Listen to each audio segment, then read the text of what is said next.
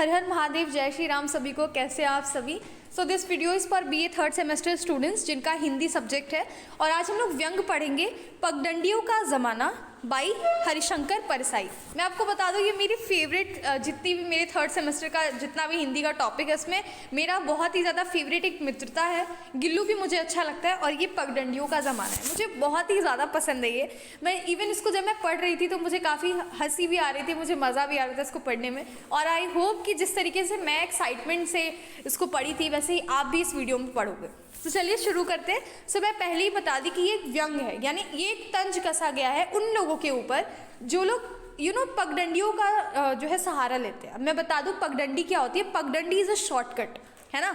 हर बच्चा चाहता है कि भाई यार फट से सक्सेस मिल जाए, लेकिन कैसे मिले, हार्ड वर्क नहीं करना पड़े, शॉर्टकट है ना।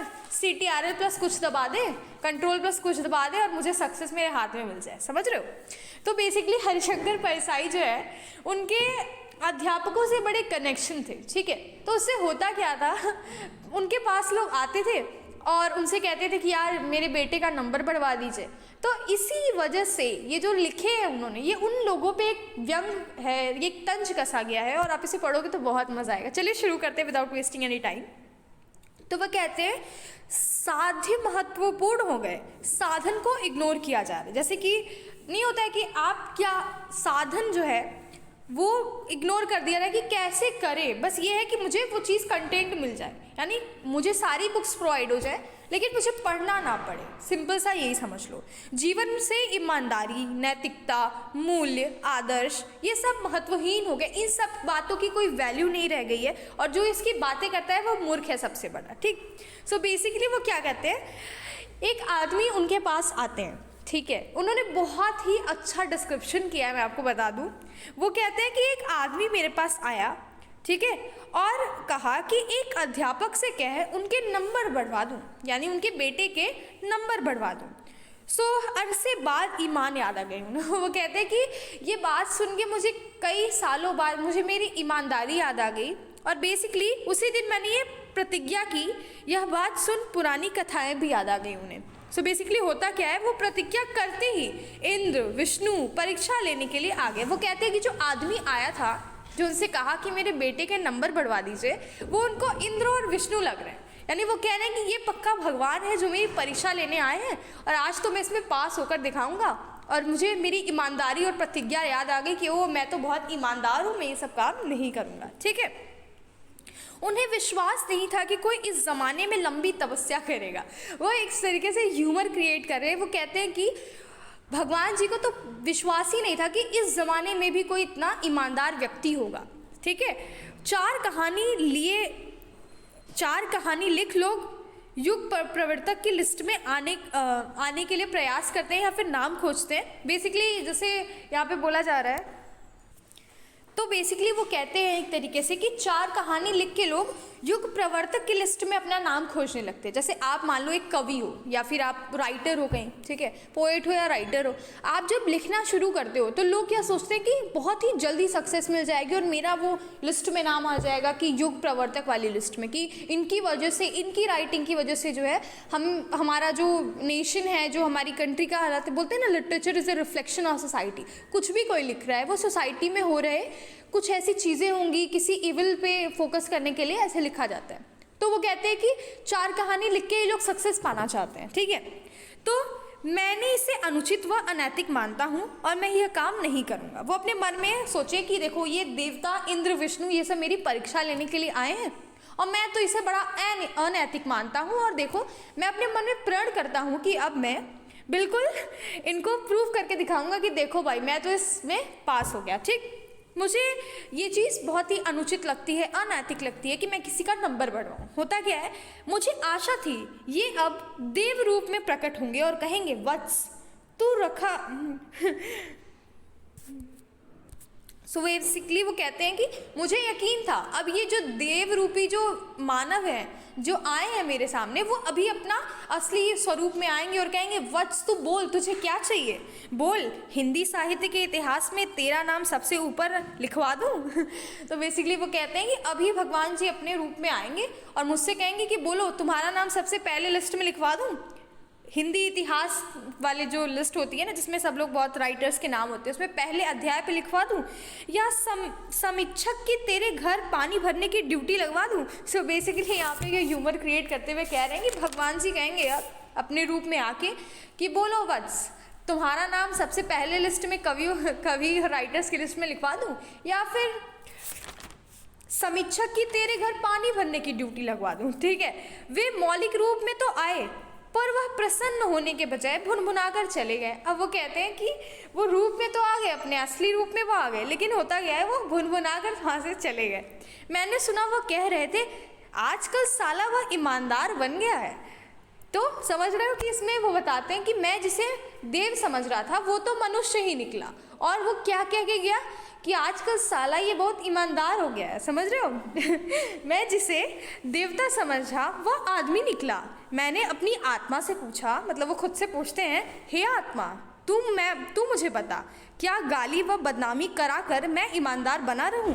नहीं, ऐसी कोई ज़रूरत नहीं, आगे ज़माना बदलेगा तब बन जाना। तो आत्मा उनकी रिप्लाई दी कि नहीं, गाली वाली खा के ईमानदार बनने की ज़रूरत नहीं है, आगे जैसा समय होगा वैसे परिवर्तन होते जाना। ठीक है, परिवर्तन कर लेना। ठीक है, अच्छी आत्मा फोल्डिंग चेयर की भांति होनी चाहिए। अब वो कहते हैं कि जो अच्छी आत्मा है, जैसे हम लोग बोलते हैं ना कि हमारे अंदर एक अच्छी एंजल भी है और एक डेविल भी है, तो जो जब जाग जाए, ठीक, तो वही ये कहते हैं कि जो अच्छी आत्मा है वो फोल्डिंग चेयर की तरह होनी चाहिए। जब नीड हो तो फैला लो, और जब नहीं काम हो तो फोल्ड कर समेट के टिका दो। ठीक है, तो वो बेसिकली यही कहते हैं। वो पुरानी चीज़ें भी याद करते हैं कि जब मेरी आत्मा अड़ंगा लगाती है तो अब मुझे समझ में आता है कि पुरानी कथाओं के दानव अपनी आत्मा को दूर पहाड़ पर तोते में क्यों बंद करके रख देते थे। सो बेसिकली क्या बताने की कोशिश करें कि जो पुराने ज़माने में क्या होता था, जो दानव होते थे, ठीक है, वो क्या करते थे, वो अपनी आत्मा को, जो अच्छी आत्मा होती थी, उसको निकाल कर तोते में रख देते थे, पहाड़ पे तोते में रख कर छोड़ देते थे दूर, ताकि वो उनके काम के बीच में ना आ सके और वो पूरी तरीके से डेविल जो है वो बन सके। ठीक है, ओके, वे उससे मुक्त हो, वे बेखटके दानवी कर्म कर सकते थे। देव दानव में यही फ़र्क होता है। ठीक है, यहाँ पे बेसिकली वो यही बताने की कोशिश करते हैं कि जो दानव होते थे वो उनकी अच्छी आत्मा अड़ंगा लगाती थी। मान लो मैं कुछ गलत काम करने जाऊँ और मेरी अच्छी आत्मा मुझे बार बार याद करवाए कि अरे देखो ऐसे तो गलत है, और एक साइड वाली बोले कि नहीं ठीक है, हमें तो उससे बदला लेना है। तो बेसिकली होता भी यही था।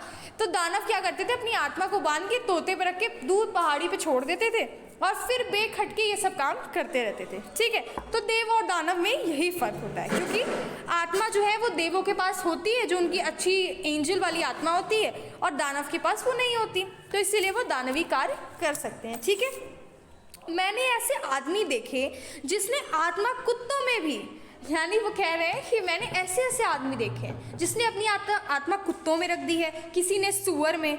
अब तो एनिमल्स ने भी ये विद्या सीख ली है। समझ रहे हो, यहाँ बेसिकली वो तंज कसते हुए कह रहे हैं कि मैंने तो ह्यूमंस को भी देखा है कि वो अपनी आत्मा कुत्ते में, सुअर में रख देते हैं, और कुछ ने तो अब एनिमल्स ने भी वही सारी विद्या सीख ली है, और कुछ कुत्ते व सुअर अपनी आत्मा आदमी में रख देते हैं। अब सोचो कितना ज़्यादा यहाँ पे शो किया गया है, human is equal to animal. वो किस तरीके से डिस्क्राइब करे, तो कुछ डिस्क्राइब करने का तरीका देखो, मुझे कितना अच्छा लगा ये चीज़। ये लाइन तो बहुत ही ज़्यादा इंटरेस्टिंग है।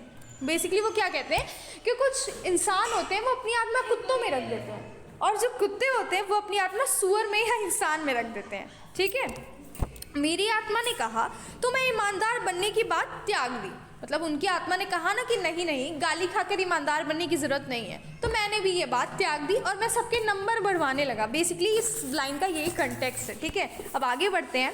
राधे श्याम की बात हो रही है यहाँ पे। जब मैं बोलूँ राधे श्याम तो वो एक दुकानदार है। राधे श्याम बेसिकली एक दुकानदार है, उसकी छोटी सी दुकान है। उसने भी कोशिश की थी पर वो अनसक्सेसफुल हो गया। यानी बेसिकली राधे श्याम, वो कहते हैं कि देखो राधे श्याम जो दुकानदार है वो भी पहले बड़ा ईमानदार था, लेकिन अब वो अनसक्सेसफुल हो गया, अब वो भी बेईमानी करने लगा। क्यों? देखो, उसने पैसे की हिसाब की, मतलब पैसे की बिक्री का सही हिसाब रखा। जैसे वो दुकानदार था तो उसने हर एक चीज़ का अच्छे से हिसाब रखा और उसे दफ्तर लेकर गया और सबने उसे झूठा कह दिया। ठीक है, वो कहता है कि वो सारा सटीक जब वो बिक्री का वो पैसे वगैरह लिखा तो सबने कहा कि नहीं नहीं ये तो झूठ है, तुम तो पक्का पैसे चुरा रहे हो, ठीक है। और फिर उसने सच्चे हिसाब को सच्चा कराने के लिए घूस देनी पड़ी। अब सोचो यहाँ पे किस तरीके से तंज कसा जा रहा है कि उसने सच्चे हिसाब का सच्चा कराने के लिए उसने घूस देनी पड़ी उसको। और अब वो क्या हो गया, कह रहा मैं भी झूठा हिसाब रखूंगा। तो यानी वो पहले ईमानदार था, पर जब उसने देखा कि मेरी ईमानदारी को सब गलत समझ रहे हैं, सब मुझ पे ही आरोप लगा रहे हैं और मुझे उस सच को भी सच साबित करने के लिए मुझे घूस देनी पड़ रही है, तो अब तो फिर मैं ईमानदार नहीं रह पाऊंगा। और अब क्या किया, मैं भी झूठा हिसाब रखूंगा ताकि लोग मुझे सच्चा समझे, क्योंकि आजकल झूठ को सब सच समझते हैं, सच को झूठ। समझ में आया? उसे घूस देकर सच्चा बनवा लूंगा, यानी मैं भी झूठा हिसाब दूंगा, फिर उसे घूस देकर सच्चा बनवा लूंगा। सिंपल, ठीक। सच्चाई के लिए घूस देने की अपेक्षा ये अच्छा है कि झूठ के लिए घूस दूं। यानी वो बेसिकली बोलते हैं कि सच बोलने के लिए घूस देना पड़े, इससे बेटर है झूठ बोलने के लिए घूस दे दूं, इजी रहेगा ना। ईमान महंगा है, इससे तो सस्ती बेईमानी है। बेसिकली ये जो लाइन है वो इसी चीज़ के लिए बोलते हैं कि आज ईमानदारी बड़ी महंगी पड़ रही है लोगों को, इससे सस्ती बेईमानी है, काम चल जाता है दोस्तों, ठीक है। अब देखो, एक स्त्री नौकर के सिलसिले में एक बड़े आदमी के पास सच्चरित्रता का प्रमाण पत्र लेने गई थी। अब तुम समझो कि ये किस ओर दर्शा रहा है, इस चीज़ को आप जब ध्यान से सुनिए इस लाइन को, ये किस तरीके से इंडिकेट कर रहा है किन लोगों पे। एक स्त्री नौकर के सिलसिले में एक बड़े आदमी के पास सच्चरित्रता का प्रमाण लेने गई थी। उस आदमी ने पहले शयन कक्ष में ले जाना चाहा, यानी समझ रहे हो, उसको पहले उस आदमी ने शयन कक्ष में ले जाना चाहा, फिर सच्चरित्रता का प्रमाण पत्र देना चाहा। अब तुम समझ लो कि क्या डिस्क्राइब किया जा रहा है कि विमेन अपने आप को जब प्रूफ करने के लिए किसी के पास जाती है तो वो आदमी उसको बेडरूम तक ले जाने की कोशिश करता है। समझ में आया? तो ये उन लोगों पे भी एक तंज कस रहा है, यानी मैं बोला ना व्यंग है, बहुत ही परफेक्ट। आप जब इसे पढ़ोगे ना तो आई होप आपको मज़ा आ रहा हो। पहले तो मैं तो बहुत खुशी से पढ़ती हूँ, मुझे बहुत एक्साइटमेंट भी होती है। चलिए मैं बहुत बोलती हूँ गाइस, सॉरी, अब मैं आगे बढ़ती हूँ। ओके, पहले देवता आदमी बन ठगते थे, अब आदमी देवता बनकर ठगते हैं, ठीक है। देखता हूँ हर सत्य के हाथ में झूठ का प्रमाण पत्र है, यानी वो कहते हैं कि जितने भी सच बोलने वाले हैं, है ना, उनके हाथ में कहीं ना कहीं झूठ का प्रमाण पत्र है। ईमान के पास बेईमानी की सिफारिश चिट्ठी ना हो तो कोई उसे दो कौड़ी का ना पूछे। यानी वो क्या कहते हैं कि जो ईमानदारी है उसके पास सिफारिश की, बेईमानी की जो सिफारिश है उसकी अगर चिट्ठी नहीं हो तो लोग उसको क्या दो कौड़ी का भी ना समझे। अब मैं ये सोच ढीला हो गया हूँ, वो मन में नंबर बढ़वाता हूँ। यानी वो कहते हैं कि ये सब सोच के यार बहुत परेशान हो गया हूँ मैं, और अब मैं भी नंबर बढ़वाने लगा, यानी मैं भी भाई कमज़ोर दिल का, मैं भी नंबर बढ़वाने लगा, ठीक है। अब वो क्या कहते हैं, इन दिनों स्नेह मिलता था साल में 2 बार। अब वो बेसिकली ये कहते हैं जैसे परीक्षा साल में 2 बार होती है, इन दिनों उनको बड़ा स्नेह मिलता था, लोग उन्हें प्यार से उनके पास आते थे, उनसे बातचीत करते थे, उन्हें बड़ा प्यार मिलता था। क्यों? क्योंकि वो नंबर बढ़वाने लगे। इससे पहले वो नंबर नहीं बढ़वाते थे, तो ये साला बहुत ईमानदार हो गया है, और अब ये नंबर बढ़वाने लगे तो वो कहते हैं मुझे बड़ा स्नेह मिलने लगा है। उन्हें आते देख काम समझ जाता हूँ किस काम से आए हैं, मैं मौसम देखकर ऐसे आने वालों का काम बता सकता हूँ। वो बेसिकली कह रहे हैं कि ये जो लोग एक साल में 2 बार आते हैं ना, मैं उनको दूर से ही देख के समझ जाता हूँ कि ये किस काम से मेरे पास आ रहे हैं। जुलाई के पहले हफ्ते में घटा छाई हो, धरा ने हरी चुनरी ओढ़ ली हो, तो पपीहा मोर बोल रहे थे, बिजली निग्रो सुंदरी की दांतों जैसी चमक रही हो, ठीक है। ऐसा समय कोई न कोई कई महीनों बाद दिखाई दे तो समझ जाना चाहिए कि गीत गानी नहीं बल्कि स्कूल कॉलेज में भर्ती कराने आया है। यानी कि वो बोल रहे हैं कि अगर बंदा जुलाई में आ रहा है, समझ लेना कि वो किस लिए आ रहा है, वो स्कूल कॉलेज में भर्ती का वो क्या बोलते हैं सिफारिश करने के लिए आया कि यार मेरे लड़के का करवा दीजिए, मेरी लड़की का करवा दीजिए, ठीक है। अब मार्च का डिस्क्रिप्शन दे रहे हैं वो कि मार्च में नंबर बढ़वाने या पेपर आउट करवाने आता है कि ये थोड़ा सा मदद हो जाएगा तो बड़ा अच्छा रहेगा, है ना, या फिर मेरे लड़के के ये पेपर गड़बड़ा गया है, थोड़ा सर जी संभाल लेंगे। तो बेसिकली वो इस चीज़ का डिस्क्राइब करते हैं, ठीक। बात यह है सारा सिलेबस एंड प्रोस्पेक्टस गलत है। उनमें उन दो पर्चों का उल्लेख होता ही नहीं जो ज़रूरी होते हैं, पहला पेपर आउट और दूसरा नंबर बढ़वाने का। वो कहते हैं कि ये जो बच्चों में जो सिलेबस दिया जाता है, प्रोस्पेक्टस जो तैयार किया जाता है, वो बिल्कुल गलत है। क्यों? क्योंकि उसमें दो चीज़ों का डिस्क्रिप्शन होता ही नहीं है, पहला पेपर आउट करवाने का और दूसरा वो नहीं हो पाया तो नंबर बढ़वाने का। समझ रहे हो? कुछ प्रतिभावना नहीं है, प्रतिभावन विद्यार्थी खुद कर लेते हैं ये पर्चा। यानी वो बेसिकली जिन बच्चों का भविष्य उज्जवल होता है उनको ये पेपर आउट और ये आखिरी बार वो जो नंबर बढ़वाने वाला सीन है वो ऐसा नहीं होता, ठीक है। तो वो बेसिकली बोलते हैं कि जो कुछ विद्यार्थी होते हैं वो इतने प्रतिभावान होते हैं कि उनको इन दोनों चीज़ों की ज़रूरत नहीं पड़ती, उनका भविष्य उज्जवल है। तो कुछ के अभिभावक ये पर्चा करते हैं, उनका भविष्य संदिग्ध है। वो बेसिकली कुछ के तो अभिभावक ये पर्चे करते हैं, यानी बेसिकली कुछ के पेरेंट्स आके ये सिफारिश लगवाते हैं कि मेरे थोड़ा पेपर आउट करवा दीजिए या फिर मेरे बच्चे का नंबर बढ़वा दीजिए, ठीक है। अध्यापक से संबंध होने के कारण दोनों पक्षों वाले आते हैं। वो बताते हैं कि किस टाइप के लोग उनके यहाँ आते हैं। तो कहते हैं कि कल जिनसे मैं बारात में मिला था उनसे 2 साल पहले मैं बारात में पहली और आखिरी बार मिला था, और उस छोटी सी मुलाकात में इतनी आत्मीयता उनको मुझसे हो गई कि उनका भाई परीक्षा देने बैठने लगा तो वो क्या हो गया, वो मुझे याद करने लगा।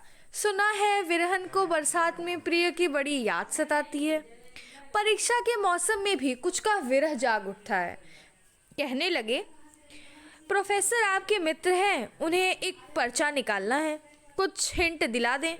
मैंने सोचा मित्रता का इतना उपयोग कि किसी को गलत काम करा लिया जाए। या बेसिकली वो बताते हैं कि जिस आदमी से वो कल मिले उनसे वो पहली बार ज़िंदगी में एक शादी में मिले थे, और उतनी छोटी सी कॉन्वर्सेशन में उनको मुझसे इतनी घनिष्ठता हो गई कि भाई साहब जब एग्ज़ाम देने के लिए बैठ गए तो वो मेरे पास आ गए, उनको मेरी याद सताने लगी, जैसे कि एक विरहन को बरसात में अपने प्रिय की याद सताती है।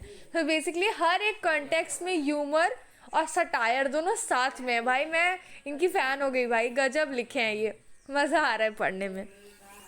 ओके, अब ये क्या कहते हैं कि देखो मित्रता का क्या प्रयोग करना कि इस बंदे से सही गलत काम करवा ले। अब वो कहते हैं यह कोई नहीं कहता कि प्रोफेसर आपसे उन प्रोफेसर से आपकी मित्रता है तो उन्हें समझाइए कि कोई गलत काम ना करे। ऐसा भी कोई नहीं कहता कि ना कि अमुक प्रोफेसर आपका दुश्मन है, उससे पेपर आउट करवा कर साले का ईमान बिगाड़ दीजिए। फिर से पढ़ती हूँ, मैं थोड़ा गलत पढ़ ली।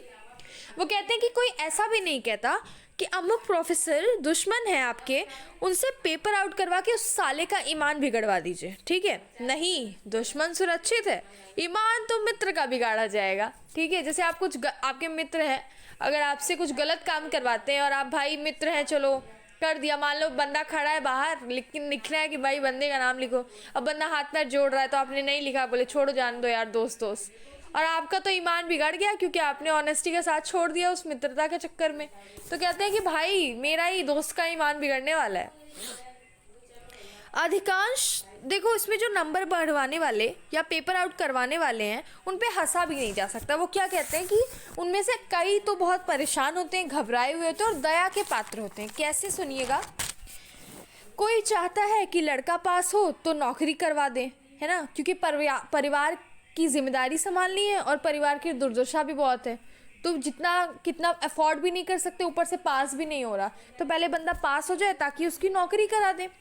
कुछ सोचते हैं कि फिर फेल हो गया तो खर्चा कैसे उठाएंगे पढ़ाई का, है ना। कुछ लोगों की गरीब और दयनीय स्थिति होती है कि भाई बंदा फेल हो जा रहा है तो इतना पैसा कहाँ से आएगा पढ़ाने के लिए, तो वो उनकी फाइनेंशियल क्राइसिस की वजह से वो आते हैं हमारे पास। कहते कोई चाहता है कि लड़की शादी कर बोझ जो है उसे हल्का कर सके, है ना। बोलते कोई लड़की को पास करा दे ताकि उसकी शादी हो सके और फिर उसे बोझ को हल्का कर सके। कुछ तो इतने दिन होते हैं कि गले लगाकर मन करता है कि रो लिया जाए। परेशानी का कारण यह है कि ये बेझिझक, निसंकोच, निर्लज्जता से कार्य लेने लगे हैं। बेसिकली वो क्या बोलते हैं ना कि देखो दिक्कत ये सब नहीं है भाई, वो लोग अपनी दिक्कत से आते हैं, लेकिन दिक्कत ये है कि ये एकदम निर्लज्ज हो गए हैं। क्यों? क्योंकि ये अब निसंकोच आने लगे हैं मेरे पास। 10 साल पहले मैं यह काम कर रहा था तो लोग झिझकते थे। यानी पहले जब कोई फर्स्ट टाइम, जैसे आप मान लो किसी से रिक्वेस्ट कराने आए हो कि भाई प्लीज़ मेरा थोड़ा नंबर बढ़वा दो, तो आप छुप छुपा के थोड़ा सा मतलब शर्माते हुए उससे ही बात कहोगे, लज्जा से कहता। दबी चिट्ठी अपने दोस्त रमेश चंद्र के भाई सुरेश चंद्र की मोटरसाइकिल, जिस पर इंग्लिश में नंबर 2431 लिखा, बिगड़ गई है। वह आपके मित्र सिन्हा के पास सुधरने गई है। आप सुधरवा दें। 40% काम देने लगे। अब देखो दिक्कत क्या है, वो बताने की कोशिश करें कि लोग जब आते थे तो किस तरीके से बात करते थे कि आपके दोस्त रामचंद्र के भाई सुरेश चंद्र की मोटर साइकिल, जिस पर इंग्लिश में नंबर 2431 लिखा है, यानी सुरेश लड़के का नाम है जिसका रोल नंबर 2431 है। इंग्लिश का पेपर उसका ख़राब हो गया है। सिन्हा उसके टीचर है और उसको 40% तक पासिंग नंबर चाहिए। समझ रहे हो यार? तो वो बेसिकली बताने का कोशिश करे कि जब पहले लोग आते थे तो बेसिकली वो कहते हैं पहले जब लोग आते थे तो झिझक कर आते थे। समझ रहे हो? लेकिन अब क्या आते थे? निसंकोच आते हैं। 10 साल से मैं ये प्रगति मुझे परेशान कर रही है। यानी बेसिकली वो बोल रहे हैं कि जो लोग आना चालू किए बेधड़क, कभी भी आ जाते हैं भाई, अब तो कोई दिक्कत ही नहीं है, वो मुझे ये जो प्रगति हुई है 10 सालों में, ये मुझे थोड़ी तकलीफ का कारण बन रही है, परेशानी क्रिएट कर रही है।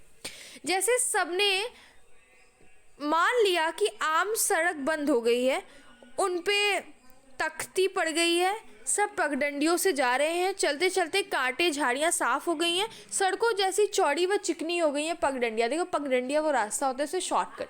जैसे एक आपको पता होगा, हर घर में एक बंदा ऐसा होता है जिसको पूरे रास्ते पता होते हैं, है ना? वही हूँ मैं। तो क्या होता है, अब हम लोग जब बाहर निकलते हैं तो हम यही कहते हैं कि देखो ये लॉन्ग कट है, इधर से जाएंगे तो शॉर्टकट पड़ेगा, इधर से 10 मिनट का रास्ता, इधर से 2 मिनट का रास्ता, अभी जस्ट घर पहुंच जाएंगे भाई, कोई टेंशन ही नहीं है ना। समझ रहे हो? तो बेसिकली वो बता रहे हैं कि अब लोगों ने मान लिया है कि सड़क तो गायब ही हो गई है, उन पर तख्ती पड़ गई है, पगडंडियों से ही लोग जाते हैं। और जैसे मान लो ना कोई झाड़ी वाला रास्ते, जैसे मैं आपको बताती हूँ एक जगह जाने के कई और रास्ते, तो जो छोटी गली होती है ना, देखोगे वो एक तो पतली से रास्ते होते हैं और बहुत झाड़ी वाड़ी उसमें लगी होती है, बहुत ज़्यादा साफ़ सुथरा नहीं होता जैसे रोड होता है। तो अब लोग पगडंडियों से जाना शॉर्टकट अपनाने लगे हैं, तो उस शॉर्टकट से जाते आते इतने शॉर्टकट को यूज़ कर लिए कि वो पहली बात तो चौड़ी और साफ़ हो गई। जैसे जब चलते हो ना तो कुचल के चलते हो ना, जो भी नीचे पैर तले आता है, तो वो यही कहते हैं कि अब वो चौड़ी हो गई, एकदम सड़कों की तरह साफ़ सुथरी दिखाई दे रही है। आम सड़क पर चलने वाला बेवकूफ़ या पागल समझा जाएगा। वो बता रहे कि अब किसी आम सड़क पर जब भी कोई चलेगा तो इसे सब बेवकूफ़ या पागल समझेंगे। आम सड़क पर चलने से लोग झिझकेंगे, वो इसमें झाड़ियाँ आ गई हैं और वो ढक जाएंगे, वो इतनी झाड़ियाँ आ जाएंगी न चलने की वजह से उस जगह पे। जैसे नहीं कहते कि आप किसी प्लॉट में सालों बाद आओ, देखो क्या हालत हो जाती है उस प्लॉट की, तो वही कहते हैं कि अगर सड़कों पे भी ऐसे ही कोई नहीं चला तो वो पूरी झाड़ियों से ढक जाएगी। लगता है आम सड़कें भविष्य के पुरातत्ववेत्ता को मिलेंगी, वही खोजेगा कि इस ज़माने में इन पे आम सड़कें थी पर सब पगडंडियों पर चलते। तो वो बेसिकली बोलते कि अब ऐसा समय भविष्य में आएगा कि लोग उसको रिसर्च करेंगे और देखेंगे अच्छा पुराने समय में ये आम सड़कें भी थी लेकिन लोग पगडंडियों से ही जाया करते थे। सफलता के महल का आम दरवाज़ा बंद हो गया है, यानी जो सफलता का महल है उसका मेन गेट बंद हो गई है। अब लोग पीछे से एंट्री मार रहे हैं, कई भीतर घुस उसमें कुंडी लगा दी है, यानी किसी ने उस मेन डोर पे तो लॉक लगा दिया कि इधर से नहीं आना है, और जिसे उसमें घुसना है वह रुमाल नाक पर रख ले और नापदान से घुस जाए, यानी कि पीछे वाला रास्ता ले ले, शॉर्टकट ले ले और घुस जाए, क्योंकि मेन डोर से तो एंट्री बंद है भाई। आसपास रुमाल सुगंधित रुमाल की दुकानें लगी हैं, लोग खरीद नापदान पर घुस रहे हैं। बेसिकली वो डिफरेंट चीज़ें जो रुमाल हैं उससे संकेत करें, जैसे आप बोलते हो ना आप कोई गलत काम करते हो अपना मुंह छुपाते हो, तो वो कह रहे हैं आज लोग रुमालों की दुकानें खोल रहे हैं और वो रुमाल की खूब बिक्री भी हो रही है, उसे खरीद के लोग अपने मुंह पे बांध के सब पीछे के दरवाजे से निकल ले रहे हैं। वह दरवाजे पर खड़े सिर मार रहे हैं जो नहीं गए, जिसमें बदबू ज़्यादा आती है, वह मुख्य द्वार से घुसना चाहते हैं। तो वो कहते हैं कि जो पीछे के दरवाजे से नहीं घुसना चाहते वो आगे वाले गेट से आना चाहते हैं, पर वो वही खड़े हैं और सिर मार रहे हैं और उनके सिर से खून बह रहा है। बेसिकली वो कह रहे हैं कि क्योंकि तो भाई फ्रंट डोर तो भाई लॉक है और इधर से जा नहीं सकता इंसान, और अगर आप बहुत ईमानदार हैं तो आप पीछे वाला पगडंडियाँ इस्तेमाल नहीं करोगे और उससे आप जाओगे नहीं। तो वो यही बेसिकली ये यहीं पे एंड हो जाता है। तो मैं कंक्लूड कर देती हूँ बेसिकली इस पूरे व्यंग में बहुत कुछ पर व्यंग बोला गया है। पहले तो एक स्टूडेंट्स पे, है ना, दूसरे पेरेंट्स पे जो इतने कॉमन इस चीज़ को ले लिए हैं कि भाई कोई बात नहीं, मित्र है तो कुछ भी करवाएंगे, गलत चीज़ पे। और ये भी उन्होंने दिखाया कि अगर कोई सही का साथ देता है तो उसको लोग पागल समझेंगे और उसको स्नेह नहीं मिलेगा, लेकिन अब जब ये सब काम करोगे तो आपको अत्यधिक स्नेह मिलेगा, है ना। और बहुत सारी चीज़ों से इन्होंने बहुत अच्छे से इंडिकेट भी किया ऑफ कोर्स, और उन स्टूडेंट्स को लिया जो पगडंडियों का रास्ता लेना चाहते हैं और सक्सेसफुल होना चाहते हैं। That's all for today. I hope you like this video. I hope आपको समझ में आया हो। For me it's a very amazing thing I can say, because I have studied this even. अब मुझे नहीं पता कि आप कितना इन्जॉय किए, बट मैं खूब इन्जॉय करके जब भी इसे पढ़ती हूँ मुझे बहुत ज़्यादा अच्छा लगता है। सो आई होप आपको कुछ सीख मिली हो। डेफिनेटली कुछ सीखना चाहिए इससे कि हमें हमेशा शॉर्टकट नहीं इस्तेमाल करना चाहिए, बिकॉज आई थिंक जब जैसे नहीं कुछ लोग होते हैं वो कहते हैं डिप्लोमा कर लेते हैं और बस पढ़ाई लिखाई नहीं करेंगे, यूजी पीजी कौन करे, डिप्लोमा कोर्स कर लो और छोटी सी नौकरी लग जाए। You know what, when you came after that life, when you become mature, you realize यार कि जो डिप्लोमा कर लिया उसमें 15 to 20 की नौकरी कर रहे हैं, मे बी शायद थोड़ा आगे पढ़ लिया होता तो अच्छा खासा जो है मेरे पास ऑप्शन अवेलेबल होते। You don't believe this guys. जैसे ऑफकोर्स यार knowledge is more important than marks, but ये मैं फील की हूँ कि जैसे आप जब थोड़ा सा आगे बढ़ोगे ना, we said that all subjects are equal, but काफ़ी जगह पे ये मैथ साइंस का जो वो नहीं लगा देते हैं बैरियर कि देखो मैथ्स वाले बच्चों और साइंस वाले बच्चों की एंट्री है इस फील्ड में। स्पेशली आर्मी में जब आप एनडी वगैरह देखते हो तो है ना, मैथ्स वालों को प्रियोरिटी, क्योंकि उनका भाई वो सब्जेक्ट है, तो they use to be like everyone, not everyone के नॉट। सो मैं कह रही हूँ आपको एनडीए नहीं, जिसे आप एयरफोर्स का जब बात करोगे, क्योंकि मुझे लग रहा है AFCAT शायद एग्ज़ाम है उसका, कुछ ऐसे करके, आई डोंट रिमेंबर। बट क्या है कि इस एग्ज़ाम के बारे में जब मुझे पता चला था, you know, of course we use to look up different platforms where I can you know go there. तो मैं जब एयरफोर्स की जब मैं बात की, I am very crazy about it to be honest. Like मुझे आर्मी से रिलेटेड डिफरेंट फील्ड्स बहुत अच्छा लगता है, यू नो, इधर इट इज़ एयरफोर्स और वाटर फोर्स, जो भी है कुछ भी सीन ऐसा, आर्मी जो इंडियन आर्मी होती है वो, मुझे हर एक फील्ड अच्छी लगती है जो कि इससे लिंक्ड होती है। ठीक है, जो है वायुसेना, जो जल वाला जो होता है, वो हर चीज़ बहुत अमेजिंग होता है। जब आप देखोगे इन चीज़ के बारे में, जब आप एक्सप्लोर करोगे तो आपको लगेगा कि यार you know there is something left in our life, कि यार ये नहीं है लाइफ में। तो मुझे एयरफोर्स बहुत पसंद था। ठीक है, मैंने जब उसके एग्ज़ाम्स के बारे में सर्च किया, so I found that the person who is from maths background can only apply for it. So for that I need to be that 11th and 12th from maths. तो मुझे लगा कि यार अरे मेरा तो कॉमर्स था, तो मैं बोली यार कॉमर्स की हूँ मैं तो एलिजिबल पहले ही नहीं हूँ, है ना। मैं उस चीज़ को फील भी नहीं कर सकती खुशी उस चीज़ का कि मैं तो भाई पहले ही रस्टिकेट हो, भाई ले अब तुम नहीं जा सकती पलक मिश्रा। तो वो था सीन। तो कहीं ना कहीं ये चीज़ फील होती है अपनी लाइफ में। तो यू नो व्हेन यू, अगर आप अच्छे हो किसी चीज़ में तो यू गो फॉर इट यार, बट कोई रिस्ट्रिक्शंस होती हैं ऐसी। So all I want to say is that success does not, you know, success needs time.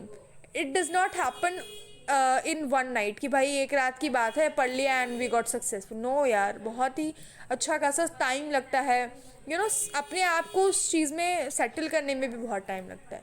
So basically वो ये कहना चाहते हैं कि शॉर्टकट का इस्तेमाल मत करिए, उस रास्ते पर चले जो कि बेसिकली लॉन्ग कट है according to him, and according to him क्या, according to everyone. So yeah, thank you so much guys. Jai Shri Ram.